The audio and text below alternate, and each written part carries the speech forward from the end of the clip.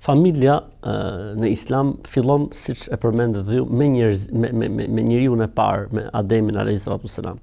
Zoti i Madh krijoi bashkë me të bashortën e tij. Pra, familja e ka origjinën nga xheneti. Vetëm ky fakt mjafton për të kuptuar se familja është burimi më i rëndësishëm i qetësisë, i prehjes dhe i rehatisë. Pra diçka e ardhur nga xheneti në tokë. Pra familja është diçka që na ka ardhur nga parajsa, nga xheneti në tokë. Kështu që ne domethënë duhet ta mbajmë, duhet ta ruajmë dhe nëse duam pak aromë xhenetit në jetën e kësaj bote, aromë parajse në jetën e kësaj bote, atëherë le t'i kushtojmë rëndësi familjes. Për këtë arsye në Islam është kushtuar rëndësi e veçantë, për këtë arsye kemi një sure në Kur'an, pra një kapitull që ka emrin Familja e Imranit, ku e veçanta e kësaj familje është se ka qenë një familje shumë e përkushtuar ndaj Zotit, po edhe një familje ku të gjithë anëtarët gëzonin gjithë secili rolin e vet, pra një familje siç patriarkale, siç i mësuar të themi, një familje ku domethënë ishte gjyshi, gjyshja, ishte dhëndri, ishte nusja, ishin niprit dhe ishin mbesat, pra